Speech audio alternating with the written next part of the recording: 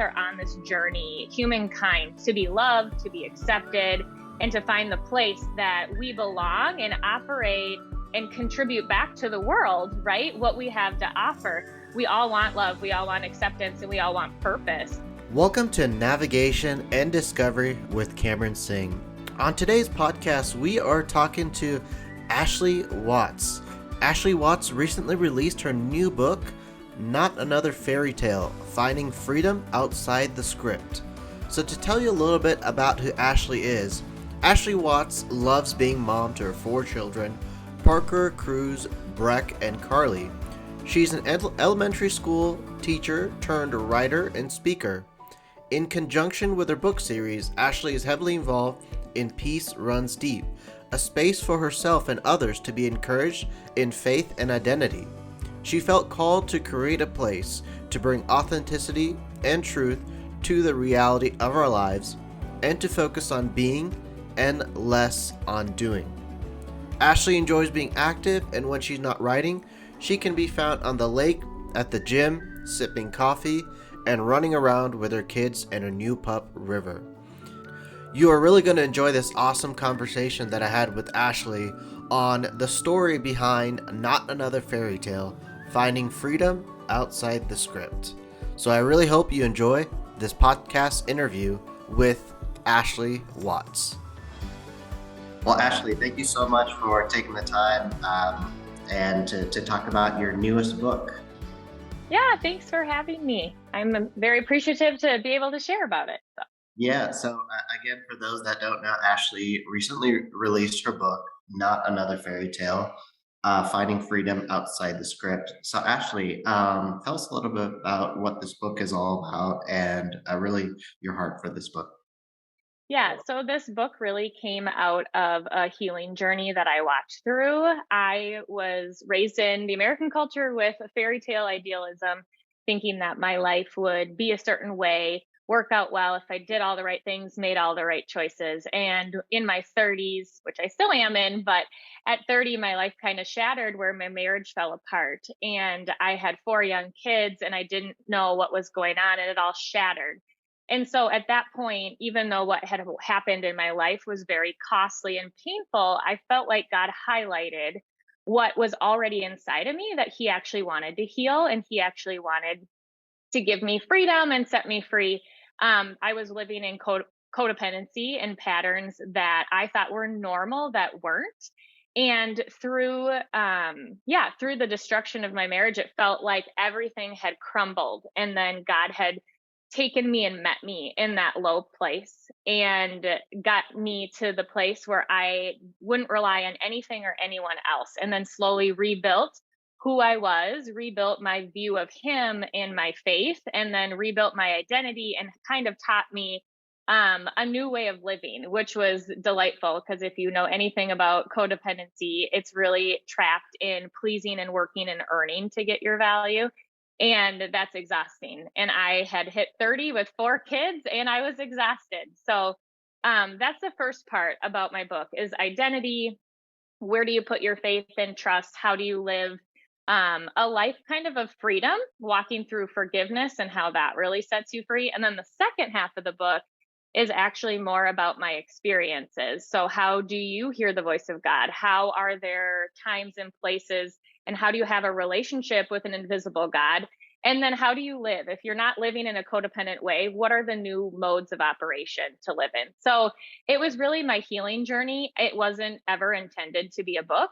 I am an educator, a first grade teacher. And so for me, it was just a way to document what I was learning. And so every time I hit this little cycle where I'd fall again, I would go pick back up what I was reading or writing and learning and read through it so I could move on more quickly. And then I felt like it became a book, and I kind of felt like the essence of God saying, like, this could help other people. And so that's just kind of the idea of when life shatters, it's not the end. There's still hope. God is good and He can use all that to work good in your life. And yeah, there's more to the story, and there's freedom outside of what we're told life should look like. Yeah, I've really been enjoying the book, and I'm very interested in talking about what you mentioned is identity, and you talked something about rebuilding your identity. So, how did you how did you go about in rebuilding your identity, and why was that so important throughout your journey? Yeah, the first part I think was identifying where was I placing my identity when kind of life shattered, and I found I was placing it in roles, positions that I had, whether it was wife or teacher or mom, and my identity was really tied to my performance. If everybody was happy with me, then I was safe and good, and if they weren't, then I had to work to try to shift it and fix it, which seems like, oh, you're working and serving and helping others, but really it was an element of control. It's just kind of a backwards element. And so when people weren't happy with me and things shattered and I couldn't fix it, I felt like that was the place where I needed to identify that my identity was in the wrong places. I grew up in a faith filled home and I learned that my identity is supposed to be in God and who He calls me. And He calls me loved and chosen and His own and His child and enough as I am. And it was interesting because I knew those things in my head. I just didn't practically live them out. And so that process was really taking the vulnerability to be honest with myself and be honest with God. And I had counselors walk me through this too, of figuring out where it was and then how do we shift it. And I really came to a point where I had to decide who gets to name me and what and who gets to hold that value for me. And there was no other foundation. Everything changes except for God, is what I found. And when He calls me and who He calls me, and all of us as children of God came out of the Bible. And so it came like, okay, I studied, I pulled out that information, I looked at it, and a lot of it's in the book too. And it's like, okay, who does God say that I am? And how do I move it from my head to my heart so I actually live that out? And it was a process, and God was with me through the whole thing. And as I journeyed and walked on, it also moved to identity as in, yes, I'm a child of God and He gives me my value, no one else. But He also created me individually, uniquely from other people. And so figuring out that self discovery of how did He craft me? What am I good at? What are my areas of strengths, weaknesses was also a really interesting place that I've never tried to look through and discover and get to know myself, basically. So those were like the initial steps that I took. Yeah, and I think identity is a very interesting topic to talk about. And I think this is more so, I would say, younger people really struggle with because even for myself, I found identity early on when I started in the marketplace. That's why I currently am in. I found myself, all my identity was in what I did. It Yeah. wasn't necessarily, um, that wasn't it wasn't necessarily who I was, but everything that I did was defined by what I was working. So, what advice would you provide for those that are listening here, in terms of finding their identity and that journey of self discovery, as you mentioned? Yeah, I think my advice would be to think about who you are and being more than doing. Because what I found is like, as I know who I am and operate and how God made me, out of that flows the things and areas of my life where I am a teacher or I am a mom. And instead of taking your jobs, your careers, your statuses, your roles and relationships and trying to get your value through them, understanding who am I and I have value, and then operating your identity out of that solid foundation. So I'd say it's a lot of self discovery. That's what I would encourage you to go to those places, whether that's counseling or journaling yourself or books, and be willing to ask yourself the tricky questions and the hard questions because that's where growth happens, is in that kind of tension that we all try to avoid, if I'm being honest, right? Yeah, that's so true. And I think definitely for the both of us, a part of our identity is spirituality and our faith in God. But I know for those listening, that might not be the same for them. But I often find people trying to seek spirituality.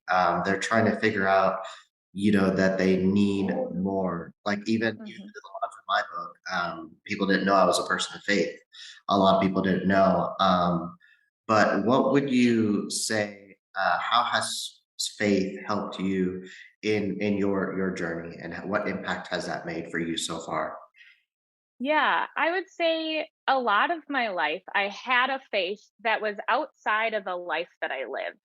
And so, in a sense, I had beliefs and things I was raised in, and I had to decide, do I agree with them? Do I not? How does that play into actual pieces of life? And I think all of us are on this journey, humankind, to be loved, to be accepted, and to find the place that we belong and operate and contribute back to the world, right? What we have to offer. We all want love, we all want acceptance, and we all want purpose. And I think that that's a huge connector when you talk about spirituality and finding faith, because a lot of those things are identities outside of faith or outside of knowing there's a higher being and that we were created for a purpose. They're all often faulty and shaky in the world systems and everything we're trying to accomplish. And so I think my faith gave me a grounding and a rooting, knowing that I am loved, I am accepted, and I do have a purpose over my life that, withstands the trials and the traumas and the experiences we all go through. We go through highs and amazing times in our life, and we also go through struggles and that in between zone where we're in between things and we're not sure. And I think for me, my faith has rooted me that no matter what I'm going through, I still have that grounding of acceptance and love and purpose over my life through it all. So I think that's a huge thing that faith has given me. Well, that's awesome. One of the things that you also mentioned is courage, and I'm sure courage definitely played a role within your journey. And I think oftentimes, even so myself, sometimes I can't find the courage Mhm. to go through whatever comes my way, whether it's trials, tribulations, different challenges that come unexpected. So, how did you develop that courage throughout your story? Yeah, I think the first part is like people that are courageous often don't feel courageous. I think it's a misnomer that we have a certain feeling or we are feeling strong. I think sometimes having courage is standing in the face of something that scares you and doing it anyways, even if you're shaking, even if you need to grab a friend to walk you through it, or even if you're like, for me, my faith, I'm at the end of it, God. I can't do this. You have to help me through. And I think that courage comes also as you reflect and look back over your life and the moments you have come through, or how family has brought you through, or your faith has brought you through, and God has shown up. And you see, like, I made it through. I didn't think I was. I didn't think I'd get there. But now here we are, 3, 5, 10 years later, and you can see that. And I think that builds courage for the next thing you encounter, knowing that I can do hard things, I can walk through hard things. I have a good support system, or if you don't have a good support system, I think there's a place to notice that and go seek that, whether it's friends, family, your faith, and whatnot. I think often courage is hindsight. You can see it hindsight, and in the middle of it, you're like shaking and walking through it. So I think that's a huge portion, is to remember that all the people that are doing it and that look courageous have the same human emotions that you're probably experiencing as well. So, And one thing you mentioned was having a good support system. I like to talk about that a little bit. Is because I think there are times where people try to do it all on their own. They think yes. I'm going to get through this on my own. I don't need anyone. I'm going to do it my way. I'm going to get through this.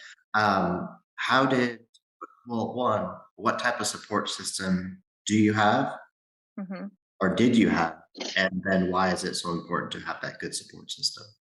Yeah, to be honest, I have a very amazing family that is local and close to me. So when life kind of shattered, they kind of helped me with the practical needs. They helped me with my kids. I had twin babies at the time, and they showed up. But in my other parts of my life, I actually wasn't very vulnerable and open with friends. So I didn't have a lot of close friendships that were near me. I had a good group of friends that I've had for quite a few years from high school, but I wasn't fully honest with them with the struggles that I had with what was going on.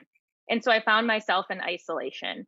And so one of the things that I did was I sought out a counselor. So I have seen a counselor for weekly for the last 5 years. And it has been amazing to have that person just to be fully open with, to tell them what's going on and help you navigate. I also started working out at a gym and I joined a kickboxing class and found three of my best friends now that I've been with them through the last 4 years through that kickboxing class. And it took vulnerability on my part to say, hey, this is actually what I'm going through. And I thought that that vulnerability, I was going to get judgment. I was going to get people, not wanting to even enter it. But I found quite the opposite, where people could identify with me. They were like, oh my gosh, how can we support you? And that's what really built good friendships. And so I would just say, make sure you don't do it alone, because in isolation, you often find depression. You often feel like I'm the only one or no one understands. And that's quite the opposite, because after I became vulnerable and open with those safe people that I have found, yeah, it was awesome. I had the love and compassion to get healing that I was missing. So I think a support system is huge, because you're not the only one and people are there to support you. And we're meant to do life in community. So, Yeah, that's very true. And you mentioned that you've been getting professional help as well for the mhm, last 5 years, and I think that's definitely very important to have. Yeah, I've listened to several pastors and sermons where they go and get professional help, even though there's nothing wrong. So, through your experience, why is it so important to go out and seek that professional help? Because I think some people might think it's embarrassing, or they might think. Or a bit timid to go seek professional help? Why is that so essential to have in within a rhythm? yeah, I think there's a stigma with mental health that there's something wrong with me if I need help. And all of us are healing and on a journey, whether it's small, situations we've been through in life, or just our family of origin. Sometimes there's some trauma or unhealthy patterns that come through that. I think it was so important for me to get mental health because I was living in patterns and operating in relationship in an unhealthy way, and I had zero idea. I didn't know that I had codependency tendencies, and I didn't know, like, well, how do you get out? Like, how do you change that? I didn't know that was unhealthy, and so it's like you don't know what you don't know. And it's not to say go seek a professional so you can figure out what's wrong with you. It's just, can I be a more healed, healthy, fully alive person? And I think sometimes we don't know what's going on in life. And honestly, life's going pretty well right now. And I still see someone weekly, and she's just so helpful to help navigate, to talk through things. And I think that process of moving through and verbalizing it. And honestly, when you have somebody who's not a friend or a family member, you can be more honest with them because you're paying them. They're not going to bring judgment and it doesn't hurt a relationship. And there's just so much healing and understanding that they have over, the mind, the body, and spirit, and how they operate together. That, yeah, I honestly feel like everybody should see a therapist. It's so helpful. So helpful. Well, that's awesome, actually. I wanted to ask you, how did you come up with the title of your book, Not Another Fairy Tale: Finding Freedom Outside the Script? The Not Another Fairy Tale portion came out right away. I will tell you, I love Hallmark movies, rom-coms. I loved all of that. Grew up with Disney, all the princesses. So really, for me, life was built around that image, even though a lot of us already knew that that was a false image. And so when I came time to write a book, it felt like that, not another fairy tale, in the sense of it's actually not a fairy tale. It's something that can really happen in your life, to find freedom and hope and love, but also that true love really does exist and that freedom really does exist. So it kind of came out of that, growing up in this American culture with fairy tale idealism, and then finding freedom outside the script. Yeah, just kind of played into that movie role, of that there is really freedom and you don't have to live in the confines of what society tells you, and that everybody's unique, and that, there's freedom in being who you were created to be. So, Oh, that's awesome. Yeah, really enjoying going through your book. And one of the things that also I know played a role through your journey, and you're probably still going through that now, is forgiveness. And mhm. forgiveness, it's difficult to do, but when you do it, it's just you get that sense of, I guess, inner peace, I think. Hmm. So talk to us Yeah. about your experience with forgiveness. Yeah, I honestly struggled with it for a long time. I didn't like the concept of forgiveness. Obviously, when someone forgives me, I like that concept. But when I have to extend it, it's a little bit more challenging. And I think that I had a lot of misconceptions about forgiveness and what it was and what it wasn't. And I've kind of felt like if I forgave, I was saying it was okay. And wasn't willing to say that this situation was okay. And so as I struggled through that and read books on it and discussed it, I kind of saw that holding unforgiveness really made me bitter. And it made me bitter towards all the other people in my life that I did have healthy relationships with, even. And so I was more willing to look at it when I saw what it was causing in my life and when I really could identify what was it saying and what wasn't it saying. And forgiveness really is for it was for me. It wasn't for the person or people involved in the situation, although I can extend that and say that.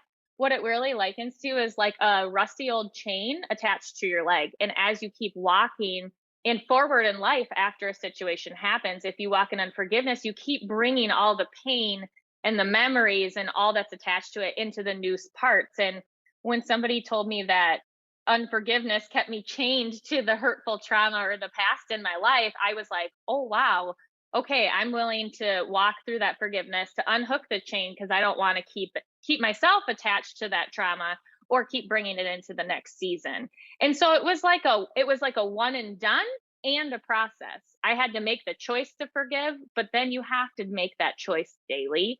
And then as you do that, for me anyways, I felt like as I'd have triggers or memories pop up, I would say, okay, I forgive again. And for me, because I'm a person of faith, I would say, okay, God, I'm giving you this.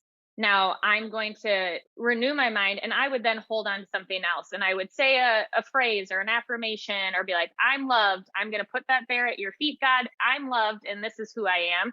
I forgive them and release it. And over time, the trigger stopped, the trauma memories stopped. And it was just so interesting to see how I truly was feeling that freedom. But it was a choice and a process. So Well, thank you so much for your vulnerability in this book. I really hope your story really impacts others that truly need to hear this message. thank you. So speaking of that, how can people connect with you and also get a copy of Not Another Bear? Yeah. So my website is peacerunsdeep.com. And then I have Instagram and Facebook also, and it's just at Peace Runs Deep.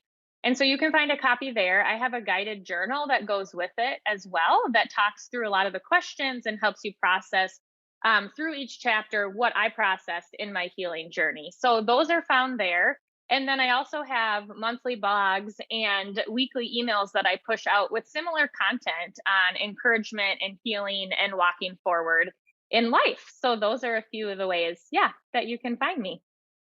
Well, that's awesome. And if you missed that, I'll leave the link in the podcast description so you can connect with Ashley there, and definitely connect with her on get her on sign up for her email list because I love getting those midday emails, and it's always a joy to read those. Thank you. Speaking of Peace Runs Deep, tell us a little bit about what you're doing with Peace Runs Deep.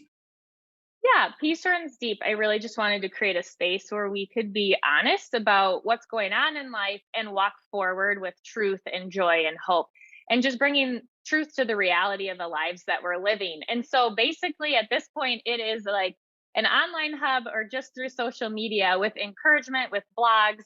It's going to be expanding. I have a few more content contributors coming in to do some weekly blog posts and videos. And then we're going to actually start bringing some music into it. It's kind of developing more into a nonprofit that I'm starting and going to kind of run through that. I'm going to have some online book studies too, which will be fun. So that's all to come and it's all in the works. So Well, that's awesome. And you're also writing a book, a second book as well, right? I am. I'm writing a second book on hearing the voice of God. So, kind of when the monologue stops is the idea. when prayer becomes a way of actually wanting to hear, what God has to say and what he has for your life. So a lot of my life, I've had prayer where I will sit and I will pray to God, and it feels like it's hitting the ceiling of my house and going nowhere. And so I've been on a journey on how to have a relationship, how to hear the voice of God. Does God actually speak? And if he speaks, how does he speak? And how do you know that it's him? So that's kind of what's going on in the next book, which I'm excited about. So yeah, that'll be really fun.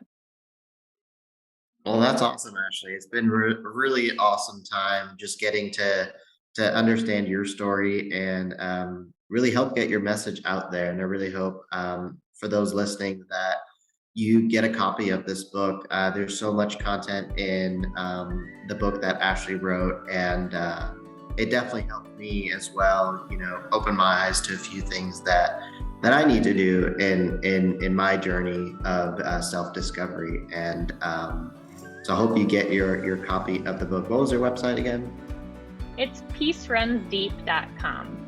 Yeah, so get your copy at peacerunsdeep.com and help support Ashley with her message. And Ashley, thank you again for your time. Thank you for having me. I appreciate it.